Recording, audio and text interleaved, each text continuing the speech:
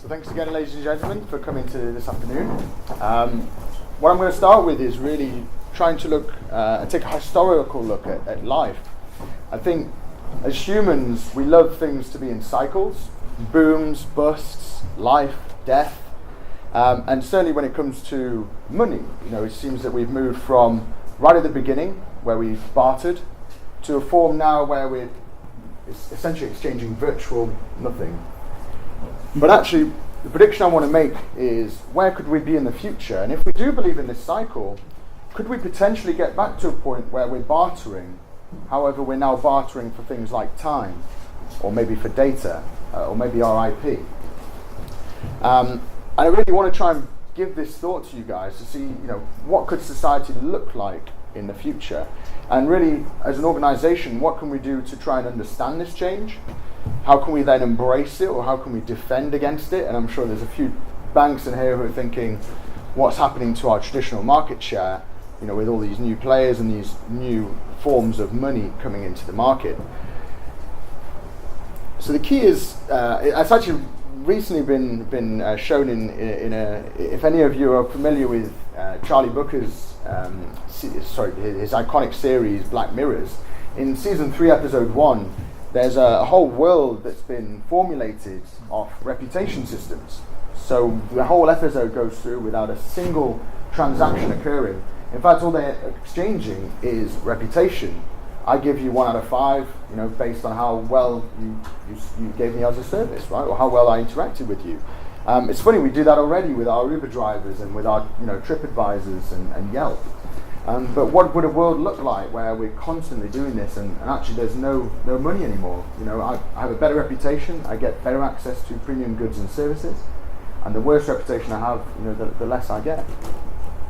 So that's really powerful, right? And when we go back through this history that I mentioned, you look at all the different stages. We started with bartering, we moved to things like exchanging shells, menial objects. We then moved to starting creating kind of standards, like the gold standard, and then moving on to creating virtual forms of money. How can we exchange without, necessarily being in the same place, right? To exchange that form of currency. And really, where is it going to next? Today we're looking at digital decentralized currencies, right? We're now the owners of our own bank accounts. And then that's really powerful about when we think about the perception of money, right? In fact, it really gives me back. It pulls me back to this historical example of the Roman times. Our perception of value of money is really just on what we believe at that particular point in time. Because at the time, the word salary, came from Roman soldiers being paid in salt, and at that time, salt was more valuable than gold. And if you can imagine today, someone offering you salt for your salary, I don't think you'd be too happy, right? So I think that's key. And really, why are these changes happening, right? I mean, if we look at consumer preferences and where we as consumers are today, I think we have more bargaining power than ever, right? We can change providers so quickly. We have anti-competitive organizations helping us to get better deals, and so as consumers we have more choice, but also we have more demands, right? We want everything to be immediate. We need instant gratification, we need to have access to all the latest technologies, and we want to be social about it. And when you start mixing all of these these demands, all these requirements, this is why we started getting these disruptive technologies, these disruptive business models coming into the world that we live in. And why do we do that? Well, I think if you look at the digital natives, or the kind of all of the digital savvy people coming into the society, there's a real there's kind of a trend, a pattern amongst them. They love to have the ability to scale and to have speed, right? Why should I be able to send a video or a text message to my friend in China in a second, but I can't send him money as quickly as that, right? I mean, that's so frustrating for people who just expect things to happen and to be sent immediately. When we look at things like accessibility and transparency, we're as users of this technology, we now demand that we have access and really we have a transparent view. I mean, people are literally switching banks because they feel that they have been hard done by. I mean, think about the 2008 financial crisis. Ever since then, we've had this kind of proliferation of decentralized currencies, and the initial belief was that these currencies could help protect us from the big banks, to help protect us from the risky bets that they took, and gave us better transparency. They allowed us to monitor where the money was going, to make sure that things like blackmail or corruption was not occurring. And therefore these are all starting to become demands from our existing business models. These are ways that we just expect to now live our lives. And it really comes across to this kind of balancing act about, do we centralize things and do we decentralize? And it follows a pattern. If you go to any CIO, 20 years ago, everything needs to be outsourced. And then it comes to 2010, and actually now we've realized we need to insource things again. And it's this cycle that goes back and forth, back and forth. It's the same when we talk about centralization, decentralization, insourcing, outsourcing. And lastly, around, are we a resource-based economy, or are we now moving towards an IP-based economy? In the past, we relied on oil, we've relied on how much gold we can produce, how much electricity we have. But what happens in a world where these things are not required anymore? How do we then move towards an economy that understands creation of innovation, creation and talent? And how do you classify creativity? And I'll touch on that point shortly. The fascinating thing about today's world is that everything can be done through the crowd now, whether it's technology, resources, funding. We've now taken the traditional ownership of those ideas and pushed them out to everyone else, right? And I'll show you some figures shortly that will really demonstrate how that shift has been occurring. And I'll go back to the point that I mentioned about how do you classify creativity, because imagine a world, right, where there is essentially we're paying each other in what we can create and what we can add value. And then you're going to say, well, actually, how can you compare someone who is a rocket scientist versus someone who's a teacher, right? How would you give a fair analysis of intelligence? So there's a gentleman who postulated the 8 types of intelligence that people can have, right? And understanding then people could be better learners, they could be better teachers. Some people are better at music. Some people are more intelligent when it comes to reading and to more literature-based intelligence. And therefore having an appreciation for this in the future, I think, really can help us understand that everyone has a form of intelligence. It's just being able to capture that and classify it and maybe understand its value to society. So when we do the maths around crowdfunding, certainly it's been a growing topic. A lot of people looking at Kickstarter and Indiegogo as new platforms for finding money, right? And it's a huge growing market. $34 billion in 2015. In fact, 2016's numbers are going to be published. And peer-to-peer lending and essentially rewards, donations. These kind of areas are the fastest and the biggest growing in this area. And really, it's on a trajectory, right? We're going to get more volume. We're going to get more people taking ownership of the way they invest, right? No longer are we going to give our money to an investment bank and allowing them to make the investments for us. We now have the technology and the ability, and we also have, I think, the intelligence as consumers ourselves to make these decisions, right? In the past, we might not have trusted ourselves to do these things, but with the new access to information and the new ways that even things like artificial intelligence can help us, actually we're moving towards a world where we want to make more decisions and have more control over our own capital. And when we look at things like crowdsourcing, and I'm talking about crowdfunding now to crowdsourcing. So crowdsourcing being using the internet to identify paid or unpaid workers who can help you tackle a problem, right?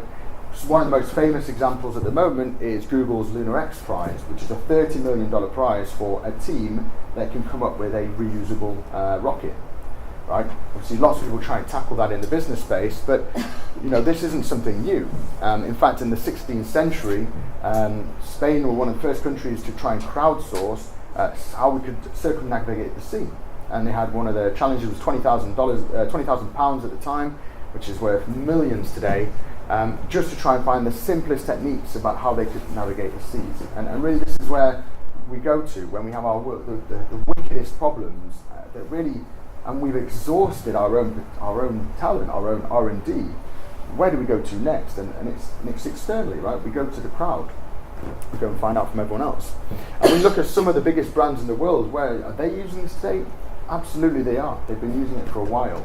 And they've been using it to try and help create new ideas, create new products, to help them deliver better customer service. But it's not limited to there, right? There's so many use cases that they could be exploiting.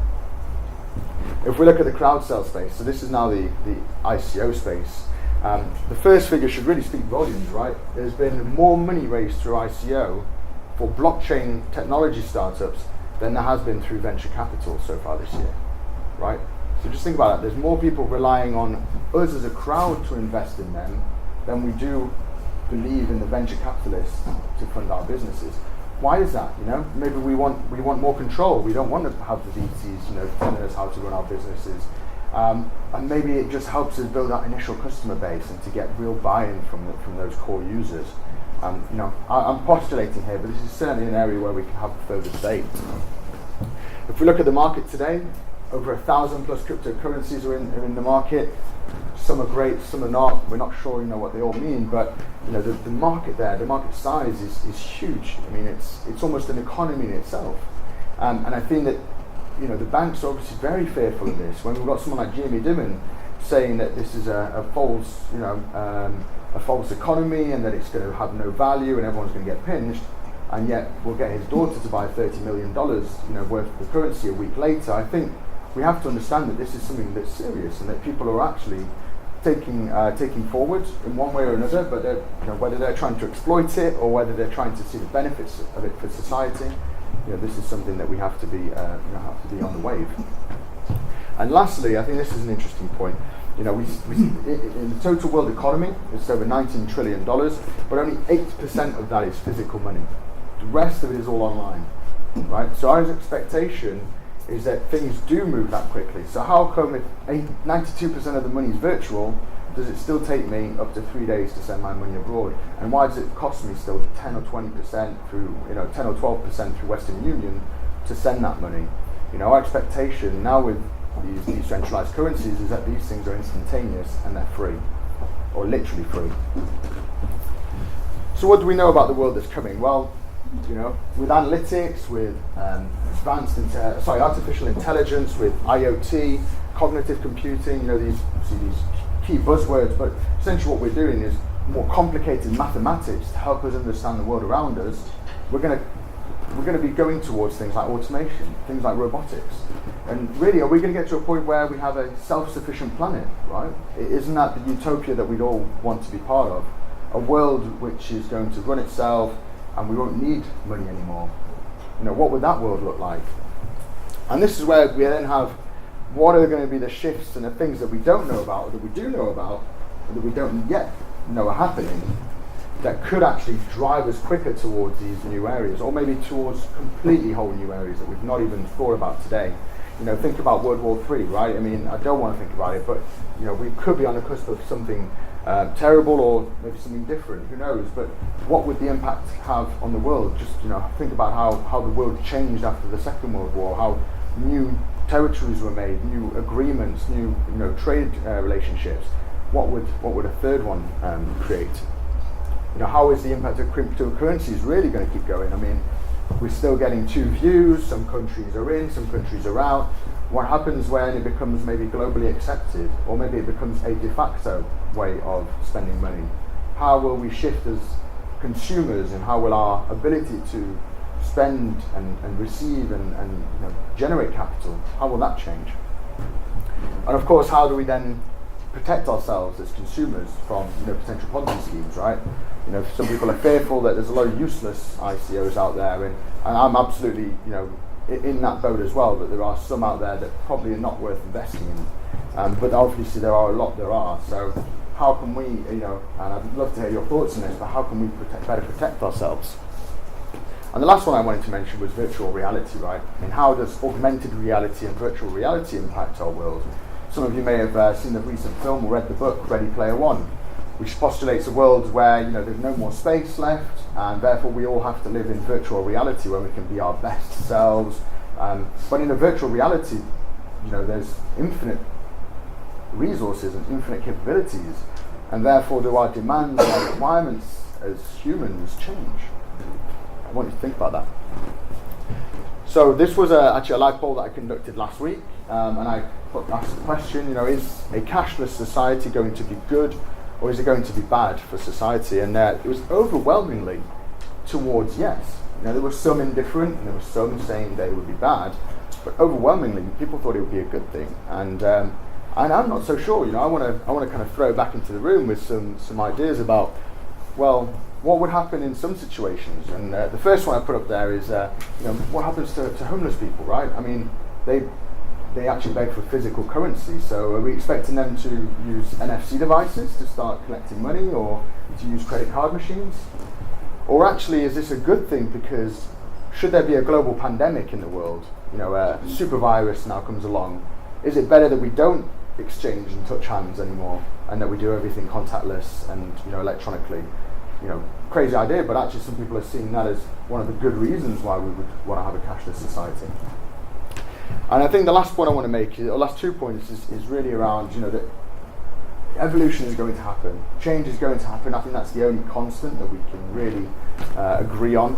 And I think the ability for us to adapt is kind of one of those Charles Darwin ideologies that the one who's willing to adapt is the one who will survive.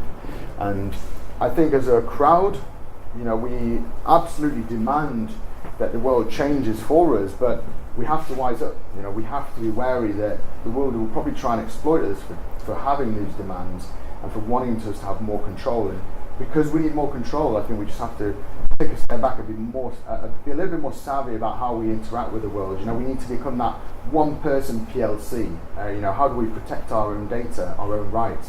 How do we protect our virtual currencies that could be hacked, right? These are going to be real threats that your organizations are all thinking about for you right now, but I think in the future you're going to have to become more aware, ever more than ever, about it for yourself. So again, just really throwing out these interesting ideas and this prediction, because I want to see from the room, do you agree with this? Do you disagree? And do you have a different view? And really, let's take this conversation forward, right? Let's go and join me on Twitter. We do regular tweet chats as part of SAS, and we throw out topics like augmented humans. We talk about crowdfunding. We talk about IoT and advanced analytics. I'm really interested to hear your views on all of those topics and how essentially they are driving change in the world. There's a LinkedIn group called Here Comes the Crowd. Absolutely get on there and join into the discussion. And if obviously the live event was today, so if you hear of any more of these events, please do come along and try and find out a bit more. And of course today we've got an opportunity to network at the end, so I'd be really interested to meet with some of you and to hear some of your thoughts. I know we already have shared some views, but it'd be good to hear some more after this presentation. So I think that's probably my time, and that's it from me. I've tried to make it as succinct as possible, because I know we're on a schedule, so I hope you've found it informative, maybe a little bit thought-provoking as well, and I'd love to hand on to our next speaker.